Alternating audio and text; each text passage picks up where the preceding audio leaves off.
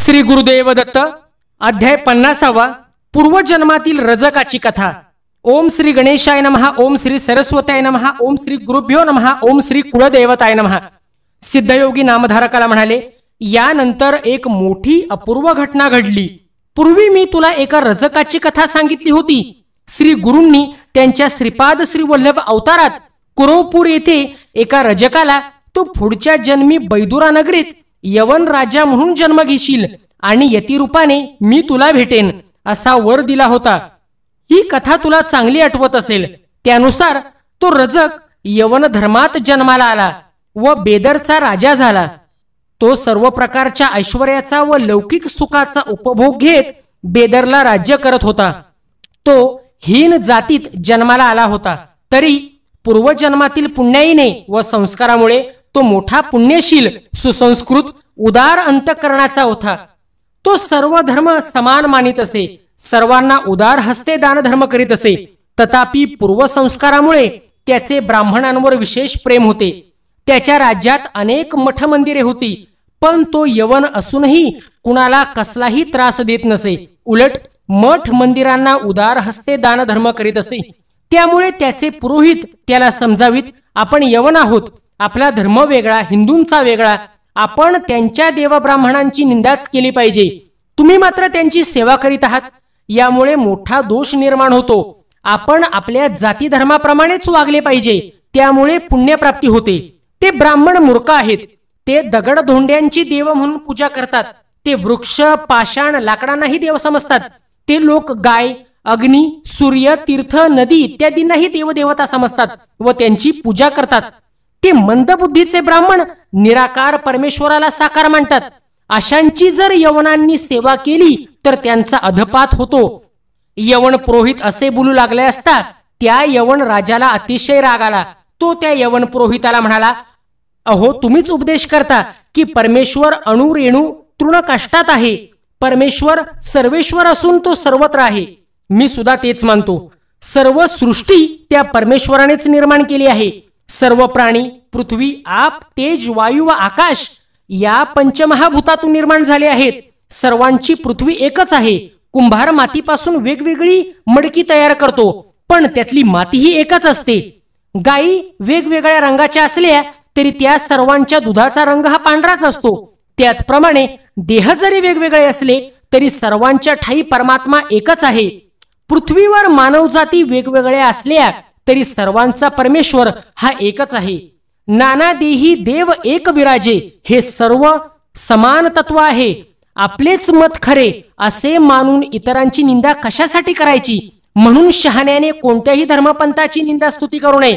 प्रत्येक जण आपापल्या चालीरीतीप्रमाणे वागत असतो, म्हणून आम्ही म्हणतो तेच खरे, इतरांची चूक असे मानू नये असे बोलून राजाने यवन पुरोहितांचा युक्तिवाद खोडून काढला. पुढे काही दिवसांनी त्या यवन राजाच्या मांडीवर गळूसारखा एक फोड आला. त्यावर त्याने अनेक वैद्यांच्या सल्ल्याने औषधोपचार केले, पण काही केल्या गुण येईना. त्याला असह्य वेदना होत होत्या. तो दिवस रात्र तळमळत होता. त्यावेळी श्री गुरु नरसिंह सरस्वती गाणगापुरात होते. आपली कीर्ती ऐकून तो यवन राजा आपल्याला भेटावयास येईल असे त्यांना वाटले. तसे झाले तर तेथील ब्राह्मणांना ते आवडणार नाही. त्यांना विनाकारण त्रास होईल, म्हणून आपण आता गुप्त राहावे हेच योग्य असा विचार करून श्री गुरु शिष्यांना म्हणाले, यावर्षी गुरु सिंह राशीत आहे. या पर्वानिमित्त आपण गोदावरी तीरावरील तीर्थक्षेत्रांची यात्रा करावी असे मला वाटते. तुम्ही यात्रेची तयारी करा. श्री गुरूंनी असे सांगताच सर्व शिष्य तयारीला लागले. इकडे तो यवन राजा मांडीवरील फोडाच्या व्याधीने फारच त्रस्त झाला होता. नाना प्रकारची औषधे झाली, हकीम झाले, मात्र काळी मात्र दुखणे बरे होईना. काय करावे त्याला काही समजत नव्हते. मग त्याने काही विद्वान ब्राह्मणांना पाचारण केले. तो त्या विद्वान ब्राह्मणांना हात जोडून म्हणाला, माझ्या व्याधीपुढे सर्व वैद्यकीय हकीमांनी हात टेकले आहेत. कोणत्याही औषधाचा उपयोग होत नाही. जीव अगदी नकोसा झाला आहे. यावर आता इलाज काय करायचा? त्यावर ते ब्राह्मण म्हणाले, राजा, पूर्वजन्मीचे पाप असे व्याधीच्या रूपाने पीडा देते. ज्यावेळी मानवी उपाय थांबतात त्यावेळी काही दैवी उपाय करावे लागतात. यासाठी आपण तीर्थक्षेत्री जाऊन दानधर्म करावा. त्यामुळे ही व्याधी नाहीशी होईल, किंवा एखाद्या थोर सत्पुरुषाची सेवा करावी, त्यांच्या कृपादृष्टीने आजार नाहीसा होईल. सत्पुरुषांच्या दृष्टीने कोटी जन्माची पापे नाहीशी होतात. तेथे आपल्या ह्या व्याधीचे काय चालणार? यावर तो यवन राजा म्हणाला, मला यवन असे मानू नका. मी ब्राह्मणांचा दासानुदास आहे. मी पूर्वजन्मी श्री गुरु चरणांची सेवा केली होती, पण काही पापांमुळे मला यवन कुळात जन्म घ्यावा लागला आहे. त्यावर माझा काही इलाज नाही. मी आपणास शरण आलो आहे. मला एखादा निश्चित उपाय सांगा. राजाने अशी विनवणी केली असता ते ब्राह्मण संतुष्ट झाले आणि म्हणाले, महाराज, तुम्ही गुप्तपणे पाप विनाशी तीर्थास जा व त्या तीर्थात स्नान करा. त्यामुळे पापक्षालन होऊन तुमचा रोग बरा होईल. ब्राह्मणांनी असे सांगितले असता राजाला आनंद झाला. मग तो कुणालाही सोबत न घेता एकटाच गुप्तपणे पाप विनाशी तीर्थावर गेला. तेथे त्याने मोठ्या भक्तिभावाने स्नान केले. त्याच वेळी तेथे एक संन्यासी आला. राजाने त्याला साष्टांग नमस्कार केला. मग आपल्या मांडीवरील फोड दाखवून त्याने विचारले, यती महाराज, माझी ही व्याधी कशामुळे बरी होईल? त्यावर तो संन्यासी म्हणाला, एखाद्या थोर अवतारी पुरुषाचे दर्शन घेतले असता तुझा हा आजार पूर्ण बरा होईल. थोर अवतारी पुरुषाच्या कृपादृष्टीचा प्रभाव किती मोठा असतो याविषयी मी तुला एक प्राचीन कथा सांगतो. ती ऐकलीस की तुझी खात्री पटेल. असे बोलून त्या संन्याशाने कथा सांगण्यास सुरुवात केली. पूर्वी अवंती नगरीत एक ब्राह्मण राहत होता. तो नुसता नावाचाच ब्राह्मण होता. अत्यंत दुराचारी मदोन्मत्त असा ब्राह्मण कुळात जन्माला आलेला आणि कलंक असलेला तो अनेक स्त्रियांशी व्यभिचार करीत होता. तो स्नान संध्या, पूजापाठ इत्यादी जो ब्राह्मणांचा आचार धर्म आहे त्यांचा पूर्ण त्याग करून पिंगला नावाच्या एका वेश्येच्या घरी राहत होता. तिच्याकडे भोजन करत होता आणि तिथेच राहत होता. एकदा तो त्या वेश्येच्या घरी असताना ऋषभ नावाचा एक महायोगी तेथे आला. त्याला पाहताच त्या ब्राह्मणाने व पिंगलेने त्या महायोग्याला साष्टांग नमस्कार घालून त्याला सन्मानपूर्वक घरात आणले व त्याची मोठ्या भक्तिभावाने यथासांग पूजा केली. त्याचे चरणतीर्थ घेतले. त्याला उत्तम भोजन दिले व पलंगावर झोपविले. त्याचे पाय चेपले. त्याला गाढ झोप लागली. ती दोघे रात्रभर त्या योगेश्वराची सेवा करीत राहिले. त्यांच्या सेवेने प्रसन्न झालेला तो ऋषभ योगी सकाळी जागा झाला. त्या दोघांना आशीर्वाद देऊन तेथून निघून गेला. कालांतराने त्या दुराचारी ब्राह्मणाला व पिंगला वेश्येला वार्धक्याने मृत्यू आला. त्या वृषभ योग्याची मनोभावे सेवा केल्यामुळे तो ब्राह्मण दशार्ण राजा वज्रबाहू व त्याची सुमती नावाची पत्नी यांच्या पोटी जन्मास आला. सुमती गर्भवती असताना तिच्या सौतीने मत्सरापोटी तिला विष घातले. त्या विषाने ती मेली नाही, पण तिच्या सर्वांगाला फोड आले. तशाच स्थितीत ती प्रसूत झाली. विषामुळे नवजात बाळाच्या अंगावरही फोड उठले होते. त्या माय लेकरांचे अतिशय हाल होत होते. त्यांना वेदनाही होत होत्या. त्यांचे हाल पाहून राजाला मोठी काळजी वाटू लागली. त्याने पुत्रजन्माचा उत्सव केला नाही. त्याने मोठमोठ्या वैद्यांना पाचारण करून राणीवर आणि राजपुत्रावर औषधोपचार केले, पण कशाचाही उपयोग झाला नाही. ती मायलेकरे असह्य वेदनाने ओरडत होती. राजाला त्या दोघांचे हाल पाहवत नव्हते. त्या फोडांनी दोघांची शरीरे नासून किळसवाणी झाली होती. शेवटी राजाने मन कठोर करून त्या दोघांचा त्याग करण्याचा निश्चय केला. त्याने काही कोळ्यांना बोलवून त्या दोघा मायलेकरांना निर्मनुष्य अशा अरण्यात नेऊन सोडून द्या असे सांगितले. राजाचा हा निर्णय ऐकून राजवाड्यातील सर्व स्त्री पुरुषांना अतिशय दुःख झाले. ते राजाला शिव्याशाप देऊ लागले. त्याला पापी दुराचारी म्हणून म्हणू लागले. राजाच्या आज्ञेनुसार कोळ्यांनी राणीला व राजपुत्राला रथात बसून निर्मनुष्य अशा अरण्यात नेऊन सोडले. बिचारी सुमती आधीच शरीरावरील फोडांनी त्रस्त झालेली होती. त्यातच पतीने त्याग केलेला, त्यामुळे आक्रोश करीत होती. आपल्या व्याधीग्रस्त मुलाला कडेवर घेऊन ती रानावनात भटकू लागली. अन्न पाण्याविना तिचे फार हाल होत होते. घोर अरण्यात भटकत असताना तिला काही गुराखी दिसले. ती त्यांच्याजवळ पाणी मागू लागली. तेव्हा ते गुराखी तिला म्हणाले, तू अशीच पुढे जा. तेथे तुला एक मंदिर दिसेल. तेथे तुझी खाण्यापिण्याची राहण्याची सोय होईल असे त्या गुराख्यांनी सांगितले असता सुमती मुलाला घेऊन पुढे जाऊ लागली. वाटेत तिला एक गाव लागले. त्या गावातील लोक तिला सुखी समाधानी वाटले. ते पाहून तिला खूप बरे वाटले. तिने त्या गावातील स्त्रियांकडे जाऊन या गावचा राजा कोण आहे असे विचारले असता त्या स्त्रिया म्हणाल्या, पद्माकर नावाचा वैश्य या गावाचा मुख्य आहे. तो मोठा पुण्यवान, परोपकारी, धर्मशील श्रीमंत आहे. तू त्याला भेट, त्याला आपली परिस्थिती सांग, तो तुला नक्की आश्रय देईल. त्या स्त्रिया असे सांगत होत्या त्यावेळी पद्माकराची दासी योगायोगाने तेथे आली. त्या माये लेकरांची दयनीय अवस्था पाहून त्या दासीला त्यांची दया आली. ती त्या दोघांना घेऊन पद्माकराच्या घरी गेली. त्या पद्माकर वैश्याने त्या दोघांना आपल्या घरी सन्मानपूर्वक आश्रय दिला. त्यांच्या अन्न वस्त्राची राहण्याची व्यवस्था केली. त्या पद्माकर वैश्याकडे राहत असताना एके दिवशी तिच्या राजपुत्राला म्हणजे सुमतीच्या मुलाला मृत्यू आला. आपला एकुलता एक पुत्र मरण पावला म्हणून सुमती दुःखाने जमिनीवर गडाबडा लोळत आक्रोश करू लागली. राजवाड्यातील स्त्रियांनी तिचे परोपरीने सांत्वन करण्याचा प्रयत्न केला, पण सुमतीचा शोक काही केल्या थांबत नव्हता. त्याच वेळी दोघांचे पूर्वजन्मातील पुण्यकर्म लक्षात घेऊन महायोगी ऋषभ तेथे प्रकट झाले. त्याला पाहताच पद्माकर वैश्याने त्या योगीशाला साष्टांग नमस्कार करून त्याची यथासांग पूजा केली. त्यावेळी त्या योगीशाने विचारले, घरात कोण बरे रडत आहे, काय झाले? पद्माकराने त्या माये लेकरांची हकीकत योगींना सांगितली. ते ऐकताच महायोगी ऋषभाला त्या माये लेकरांची दया आली. मग तो सुमतीजवळ जाऊन तिला समजावित म्हणाला, तू विनाकारण का बरे शोक करीत आहेस? या जगात कोण जन्मास आला आणि कोण मेला सांग बरे. या जगात चिरंजीव कोण आहे? जो जन्मास येतो तो एक ना एक दिवस मृत्यू येतोच. हे जग क्षणभंगूर आहे. देह हा नाशिवंत आहे. गंगेच्या पाण्यावरील फेस किंवा पाण्यातील बुडबुडा त्याप्रमाणे हे जग एका क्षणाचे आहे. म्हणून शहाण्या मनुष्याने जन्म मृत्यूबद्दल आनंद किंवा दुःख करू नये. मातेच्या उदरात जेव्हा गर्भ निर्माण होतो तेव्हा त्याचा मृत्यूही ठरलेलाच असतो. कोणी तरुणपणी मरतो तर कोणी वृद्धपणी मरतो. प्रारब्धानुसार सर्व काही घडत असते. आई वडील, पुत्र इत्यादी नाती मायेपोटी निर्माण झालेली असतात. ब्रह्मदेवाने लिहिलेली ललाट रेषा कधीही बदलत नाही. मला सांग, गतजन्मी तू कोणाची पत्नी होतीस? तू कोणाची माता होतीस? कोण तुझा पुत्र होता हे सांगता येत नाही ना. मग तू विनाकारण का बरे शोक करत आहेस? तेव्हा आता ह्या शोकाला आवर व भगवान सदाशिवाला शरण जा. त्या महायोगी ऋषभाने आपल्या परोपरीने समजावले तरी सुमतीचे दुःख काही कमी होत नव्हते. ती म्हणाली, योगीराज, मी या व्याधीने मरण यातना भोगत आहे. मी राजभ्रष्ट झाले आहे.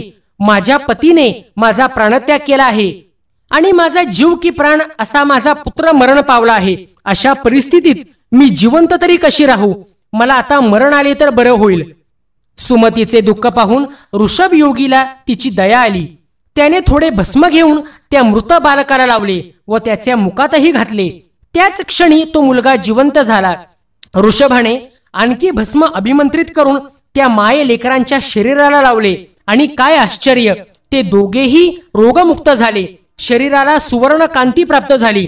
दोघांच्याही शरीरावरील फोड पूर्णपणे नाहीसे झाले.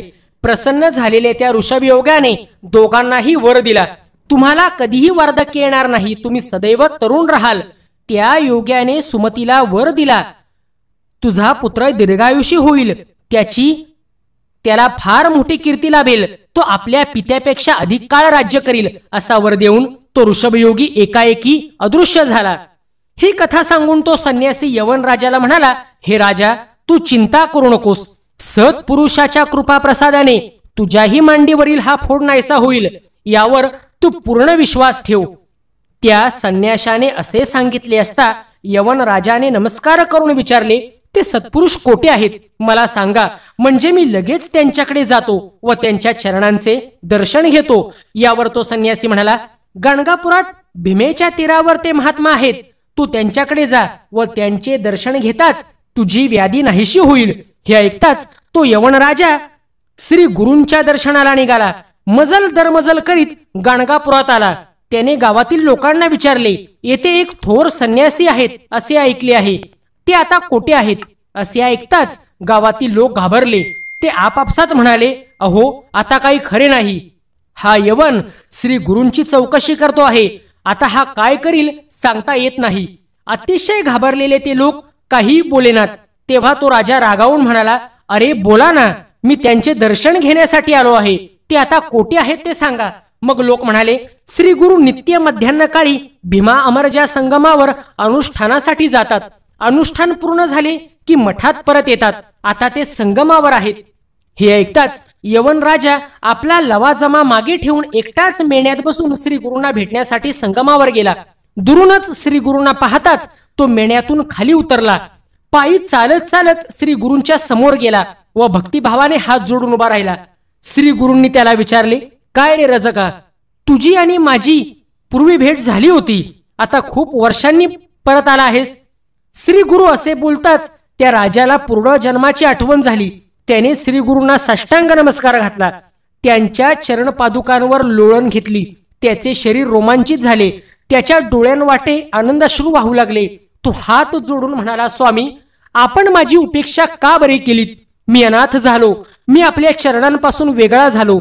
मी मदोन्मत्त होऊन आपले चरण विसरलो. आपण जवळ होतात तेव्हा मी आपणास ओळखले नाही. आपण भक्तजनांची कधीही उपेक्षा करत नाहीत अशी माझी पूर्ण खात्री होती. मग आपण मला अज्ञान सागरात का बरे लुटून दिलेत?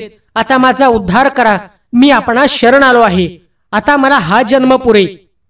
श्री गुरु त्याला म्हणाले, मी तुझ्यावर प्रसन्न आहे. तुझ्या सर्व इच्छा वासना पूर्ण होतील. तेव्हा राजा म्हणाला, स्वामी, माझ्या मांडीवर मोठा फोड आला आहे. त्याच्या असह्य वेदना होत आहेत. आपण एका कृपादृष्टीने त्याच्याकडे पाहावे. राजाचे ते बोलणे ऐकून श्री गुरु हसून म्हणाले, अरे, तो फोड कोठे आहे, दाखव बरे. राजा पाहतो तर काय, तो असह्य वेदना देणारा फोड नाहीसा झाला होता.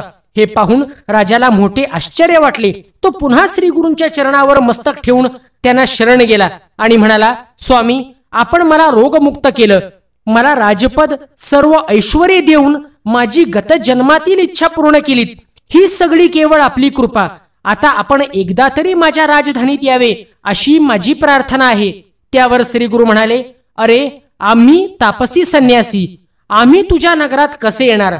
तेथे तर हिंसादी पापकर्मे चालू असतात. तेथे गोहत्या होत असते. जीवहिंसा हे महापाप. अशा ठिकाणी आम्ही येणे योग्य ठरणार नाही.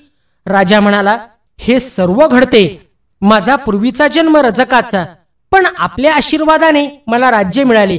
अनेक प्रकारची सुखे मला मिळाली. पण एकदा मला पुत्रपौत्र समजून आलात तर सर्व गोष्टींचा त्याग करून मी आपली सेवा करीत राहीन. राजाने अशी परोपरीने विनंती केली असता श्री गुरूंनी विचार केला, आता यापुढे यवनांची सत्ता वाढणार आहेच. तेव्हा या कलियुगात जास्त काळ प्रगट राहणे योग्य नाही. आज हा यवन राजा येथे आला, उद्या त्याचे प्रजानन येऊ लागतील. तेव्हा आता गुप्त होणेच योग्य. तेव्हा सिंहस्थाच्या निमित्ताने गौतमी यात्रा करू व या राजाचीही इच्छा पूर्ण करू असा विचार करून ते मठाकडे निघाले. राजाने त्यांना मेण्यात बसवले. त्यांच्या पादुका हातात घेऊन तो पायी चालू लागला. तेव्हा श्री गुरु त्याला म्हणाले, राजा, तू ब्राह्मणाची सेवा करतो आहेस असे तुझ्या लोकांनी पाहिले तर ते तुझे निंदा करतील, म्हणून तू मेण्यात बस. पण राजाने ते मानले नाही. मी आपला दासानुदास आहे असे म्हणून तो चालतच निघाला. राजाने आपल्या बरोबर आणलेले सर्व ऐश्वर्य दाखवले. श्री गुरु त्याला म्हणाले, राजा, तुझ्या या लव्या जम्यासोबत जायचे तर उशीर होईल. माझ्या नित्य अनुष्ठानात खंड पडेल. तू पुढे जा, मी तुझ्या नगरीत येईन असे सांगताच राजा निघून गेला. मग श्री गुरु शिष्यांसह अदृश्य झाले व मनोवेगे पाप विनाशी तीर्थावर आले. श्री गुरु आल्याचे समजताच सायदेव साखरेचा पुत्र नागनाथ तेथे आला. श्री गुरु अनुष्ठानास बसले होते. नागनाथाने श्री गुरूंना आपल्या घरी नेऊन त्यांची यथासांग पूजा केली व मोठी समाराधना केली. मग श्री गुरु त्याला म्हणाले, आता आम्हाला निरोप दे. बिदरचा यवन राजा मला पाप विनाशी तीर्थावर भेटावयास येणार आहे. मी तेथे दिसलो नाही तर तो येथे येईल व तुम्हा सर्व ब्राह्मणांना त्याचा उपद्रव होईल असे सांगून व अनेक आशीर्वाद देऊन श्री गुरु पाप विनाशी तीर्थावर गेले. पूर्वी ठरल्याप्रमाणे यवन राजा तेथे आला. त्याने श्री गुरूंना पालखीत बसवून वाजत गाजत आपल्या राजधानीला नेले. ब्राह्मणादी हिंदूंना आनंद झाला, पण यवनांनी राजाची निंदा केली. राजाने श्री गुरूंना उच्चासनावर बसवून त्यांची पाद्यपूजा केली. त्यांच्याबरोबर आलेल्या शिष्यांचा सन्मान केला. मोठा दानधर्म केला. ब्राह्मणांना व याचकांना संतुष्ट केले. त्यानिमित्ताने प्रजाननांनाही श्री गुरूंच्या दर्शनाचा लाभ झाला. संतुष्ट झालेल्या श्रीगुरूंनी एकांतात राजाला आशीर्वाद देऊन विचारले, आता तू संतुष्ट झाला आहेस ना? तुझी आणखी काही इच्छा आहे का? असेल तर सविस्तर सांग. राजा म्हणाला, स्वामी, आता तुमची चरणसेवा घडावी एवढीच माझी इच्छा आहे. मला मुक्ती हवी आहे, ते ज्ञान मला द्या. श्री गुरु म्हणाले, तुझी इच्छा पूर्ण होईल. तू आपल्या पुत्रावर राज्याची जबाबदारी सोपवून श्री शैल्य पर्वतावर ये, तेथे आपली भेट होईल. असे सांगून श्री गुरु गौतमी यात्रा करून गाणगापुरात परत आले. श्री गुरूंना पाहताच सर्वांना अतिशय आनंद झाला. सर्वांनी त्यांची मंगल आरती केली. मग सर्व शिष्यांना जवळ बोलावून श्री गुरु त्यांना म्हणाले, माझी ख्याती सर्वत्र झाली आहे. बिदरचा यवन राजा माझा भक्त झाला आहे. हे पाहून त्याचे प्रजाननही आपल्या वासनापूर्तीसाठी येथे येऊ लागतील. त्यांचा येथील लोकांना व ब्राह्मणांना त्रास होईल, म्हणून मी प्रकट रूपाने श्री शैल्य यात्रेला जाणार आहे. मात्र गुप्त सूक्ष्म देहाने मी येथेच गाणगापुरात वास्तव्य करणार आहे. असे सांगून लौकिकार्थाने श्री शैल्य यात्रेला ते निघाले. असे सिद्धयोग्यांनी नामधारकाला सांगितले. ग्रंथकार सरस्वती गंगाधर म्हणतात, श्री गुरु नरसिंह सरस्वती गाणगापुरात असलेले मी प्रत्यक्ष पाहिले आहेत. जे लोक त्यांची भक्तिभावाने उपासना आराधना करतात त्यांच्या सर्व इच्छित कामना त्वरित पूर्ण होतात. याविषयी जराही संदेह मनात बाळगू नये. ज्यांना विना कष्ट कामनापूर्ती हवी असेल त्यांनी गाणगापुरास यावे. तेथे प्रत्यक्ष कल्पवृक्ष आहे. तेथे गेले असता मनातल्या सर्व इच्छा कामना पूर्ण होतात. धनधान्य पुत्र पौत्र इत्यादी जे हवे असेल ते प्राप्त होते. सिद्धयोगी नामधारकाला म्हणाले, जे कोणी श्री गुरुचरित्राचे भक्तिभावाने निष्ठेने श्रवण पठण करील त्यांच्या सर्व इच्छा पूर्ण होतील. अशा रीतीने श्री गुरुचरित्रामृतातील पूर्वजन्मातील रजकाची कथा नावाचा 50वा अध्याय येथे समाप्त होत आहे. तरी श्रोते हो, माझे अध्याय वाचन तुम्हाला जर श्रवण योग्य वाटत असेल तर आपले मत कृपया कमेंटच्या माध्यमातून मला अवश्य कळवा आणि लाल रंगाने दर्शविलेल्या सबस्क्राईब नावाच्या बटनाला दाबायला विसरू नका. श्री गुरुदत्तात्रेय प्रणमत्सु. श्री गुरुदेव दत्त.